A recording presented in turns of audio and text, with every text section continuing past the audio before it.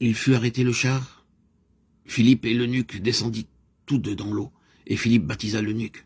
Quand ils furent sortis de l'eau, l'Esprit du Seigneur enleva Philippe, et l'eunuque ne le vit plus, tandis que, joyeux, il poursuivait sa route. Acte 8, 26-40.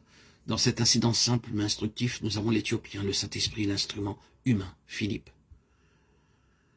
Quand nous regardons cet Éthiopien, nous voyons tout de suite un chercheur aveugle. Bien que religieux, bien que se mouvant dans le cercle de la tradition religieuse de longue date et bien établi, ayant été pourtant à Jérusalem au temple, dans le quartier général même, il est toujours aveugle. Toujours un chercheur aveugle. Ceci est très clair d'après les questions qu'il a posées à Philippe au sujet des Écritures. Comment le pourrais-je si quelqu'un ne me guide? De qui le prophète parle-t-il ainsi? Est-ce de lui-même ou de quelqu'un d'autre? Manifestement, il est un homme dans l'obscurité, un homme sans vue spirituelle. Les yeux de son cœur n'ont pas été éclairés. Mais ce qui est encourageant chez lui, c'est qu'il se reconnaît aveugle.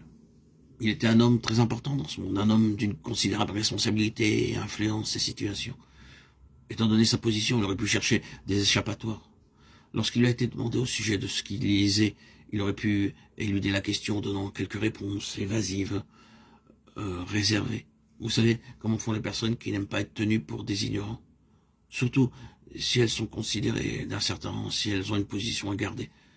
Cet homme, avec tout ce qu'il était parmi les hommes sur cette terre, se reconnaissait aveugle. À la question « Comprends-tu ce que tu lis ?» il répond sans aucune dérobade. Il le fait de manière directe, honnête et franche. Quand pourrais-je si quelqu'un ne m'enseigne? Alors dans sa franchise, il insiste davantage pour plus d'informations, d'explications, d'éclaircissements. De qui le prophète parle-t-il? C'est très simple. Je sais, mais c'est fondamental. C'est fondamental pour toutes sortes de compréhensions spirituelles.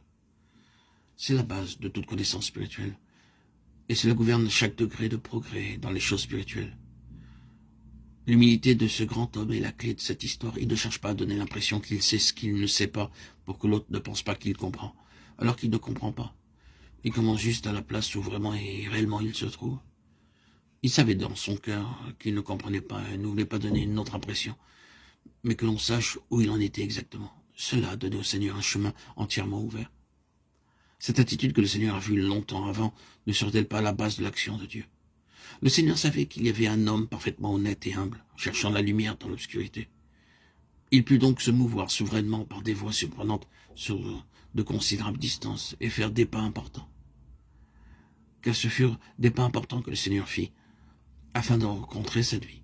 Voyez ce qu'un pareil état de cœur rend possible à Dieu.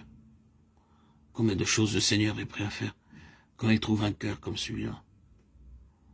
Un homme aveugle qui cherche la lumière, mais qui se reconnaît aveugle. Par conséquent, il ne tarda pas à être un chercheur éclairé, car le Seigneur ne laisse pas un tel homme dans les ténèbres. Il lui accorde la lumière qu'il cherche. Ne peut-on dire que le Seigneur, lui, a donné bien plus qu'il ne cherchait? Ben, je ne pense pas que nous ajoutons quelque chose à l'histoire si nous disons que lorsque l'Éthiopien continuait joyeusement sa route, s'il a senti qu'il avait obtenu beaucoup plus qu'il ne pensait.